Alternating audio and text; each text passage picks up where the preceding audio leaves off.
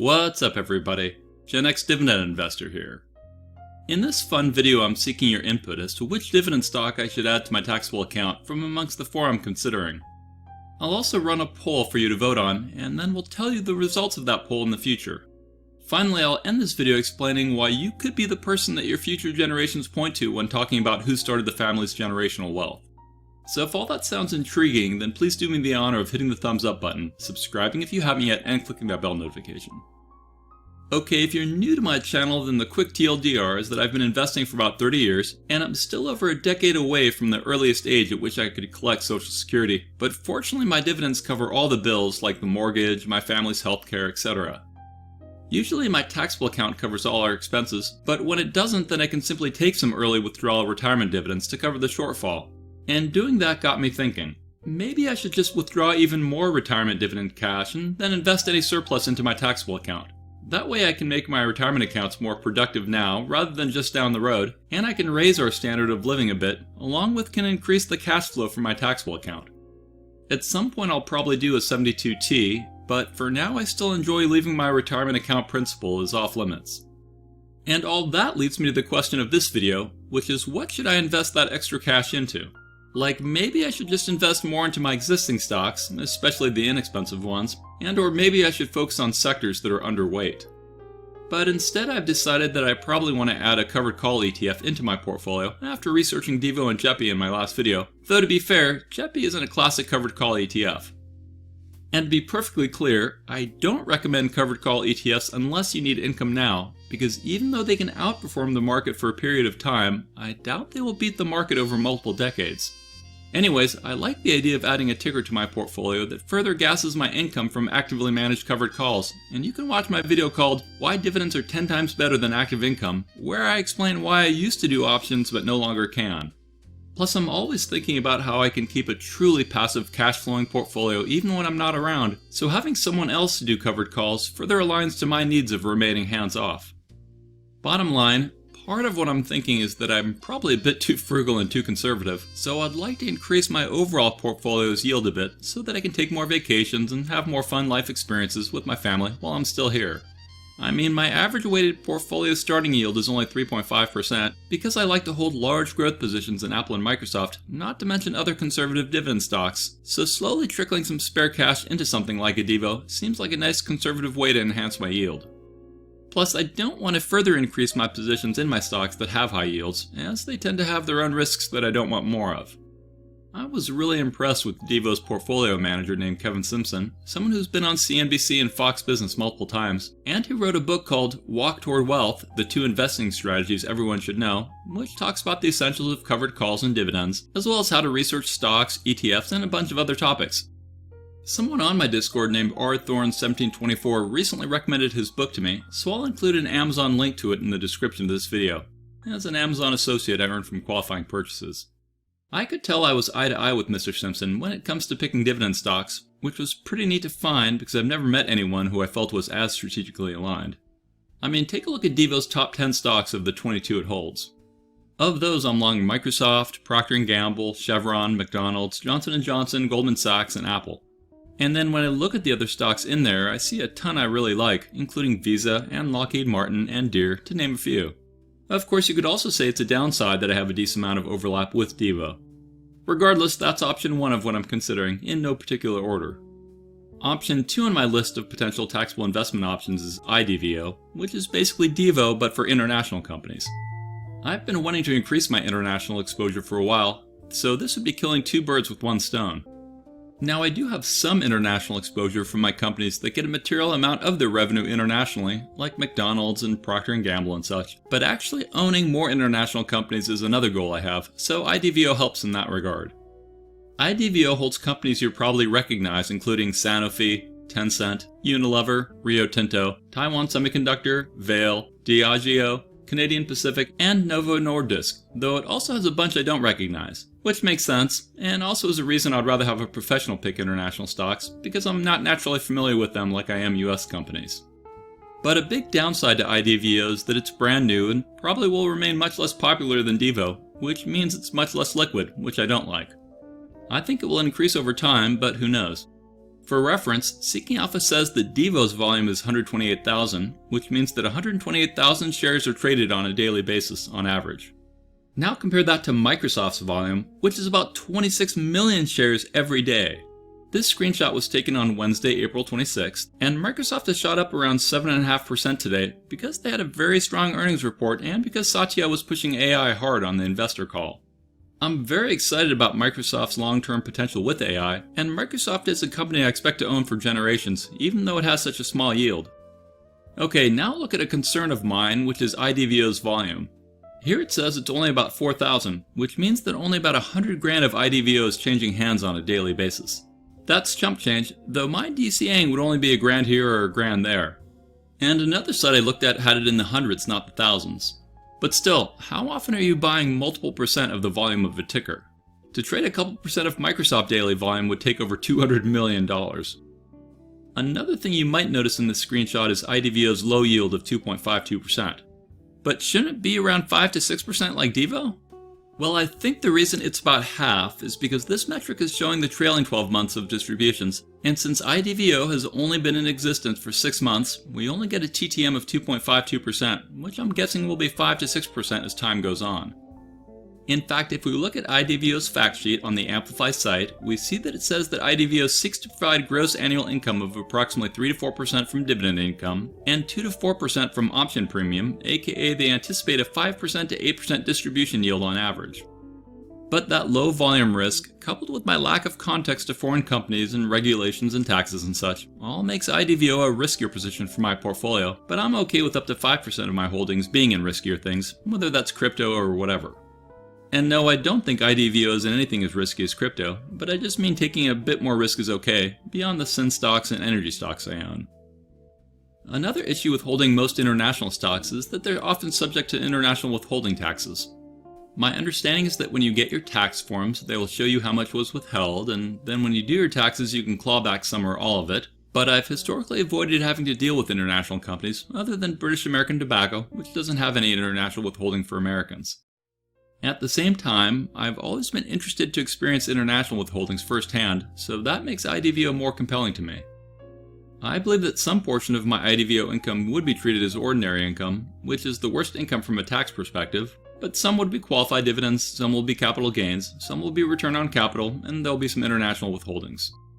And that reminds me, if you own Divo and you've done your taxes recently, then please leave me a comment telling me how it was taxed for you. I don't need dollar amounts, just percentages and categories.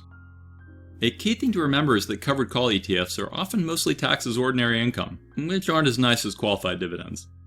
Speaking of getting taxed as ordinary income, let me talk about an option that isn't a covered call ETF and is a ticker that might surprise you to add to a taxable account, and that's none other than Realty Income.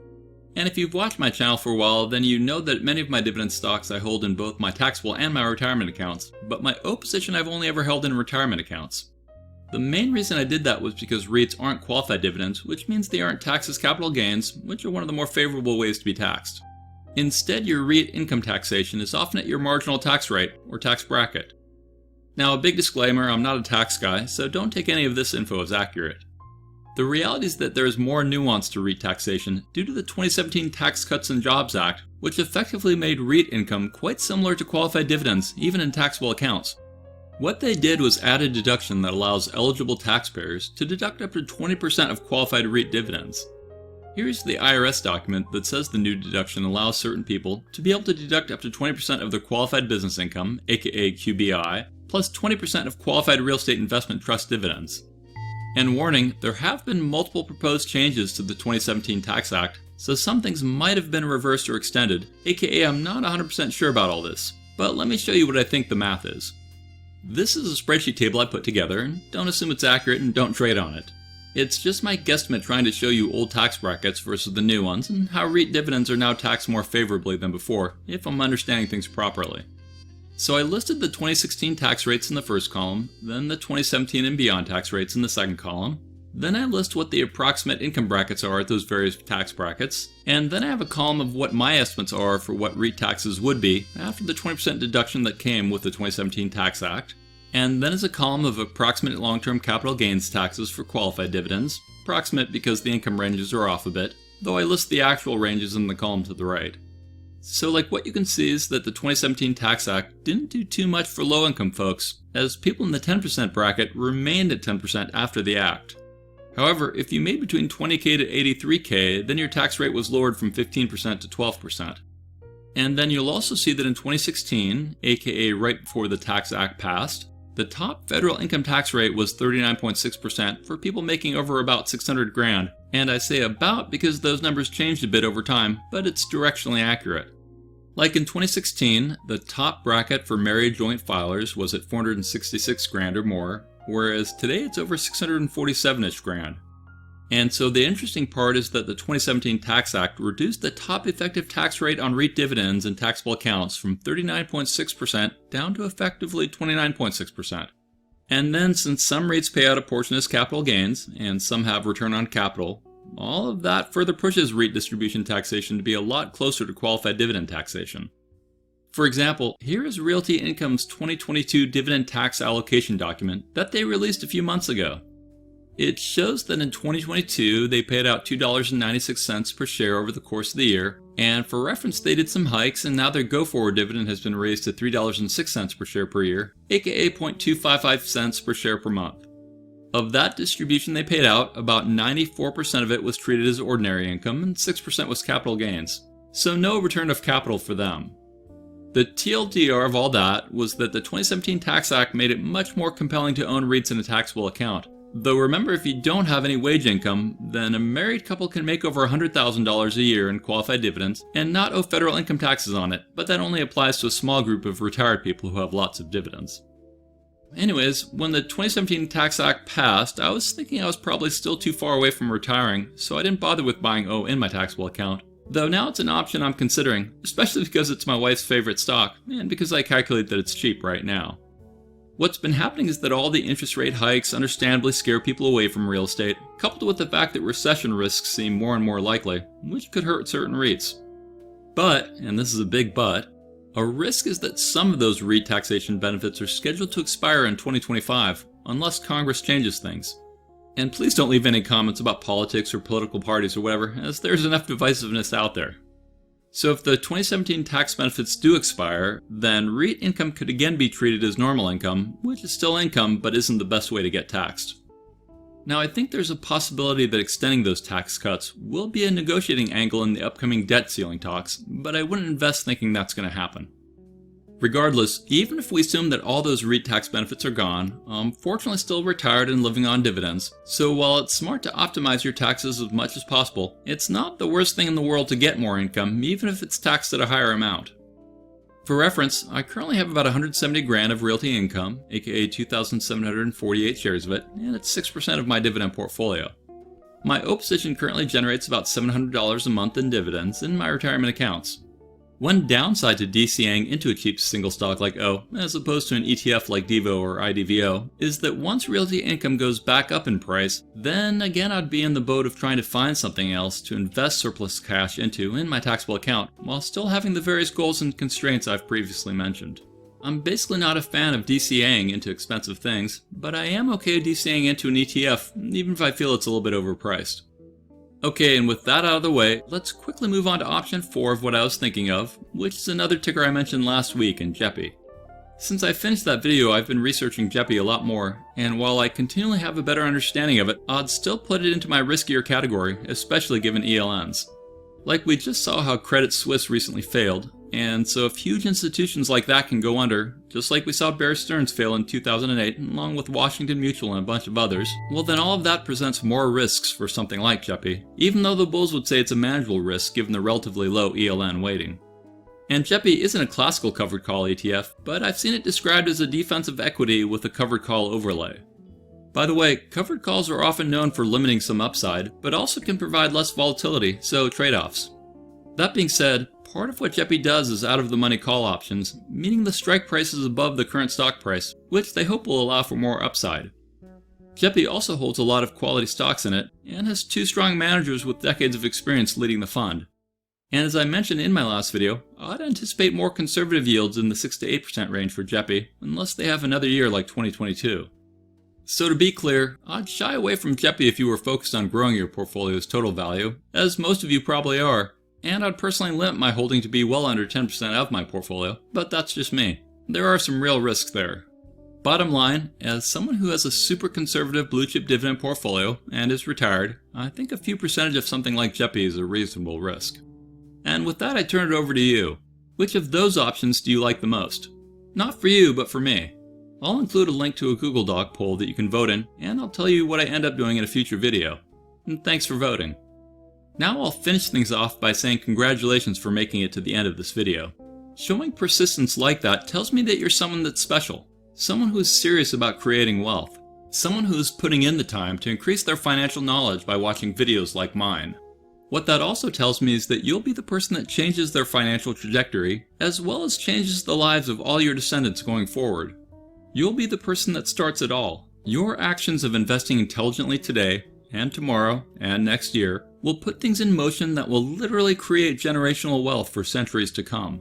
You're the person who will be remembered for having started it all. You're the person who had the foresight to invest rather than spend, to keep trudging through the hard times, to make the path for those that come after you to be a little bit easier. Every wealthy family usually starts with one person who is willing to do what others weren't, and that person is you. So persist through the hard times. Keep investing even if some of your companies go bankrupt, even when you get dividend cuts, even when your portfolio crashes. But don't be deterred. Keep building your financial foundation brick by brick. Imagine if your great-great-great-grandparent had started investing and had taught their kids how to invest for generations. Right now you'd probably be a billionaire. And then imagine how you could use your money for good, helping society as you saw fit. So maybe your grandparent didn't do it, but don't let that stop you from starting. Just keep working hard and keep investing as much as you can, as makes sense. Maybe you lost your job and you're looking for something new. Don't give up.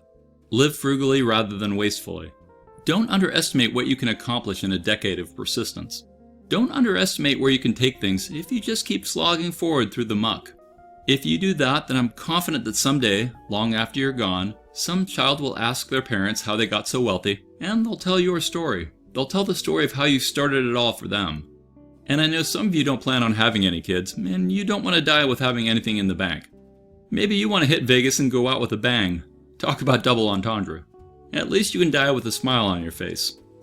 And you'll get an even bigger smile if you join my free Dividend Discord chat server, which has over 10,000 dividend investors on it from over 70 countries around the world. Please don't forget to check out my Seeking Alpha referral link in the description of this video, as they currently have a sale running where new people can sign up for their premium membership for only $99 for the first year, along with a 7-day free trial that you can cancel if you don't like, versus the normal $239 a year that I paid for years. It's an awesome investing site, and I literally won't buy or sell a stock without checking the articles and comment sections on Seeking Alpha first. They mentioned that they would probably be changing this offer soon, so I recommend trying it out for a year.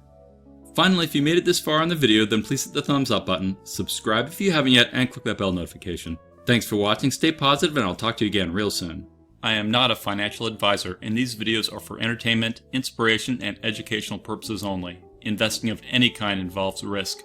I am only sharing my opinion with no guarantee of gains or losses on investments.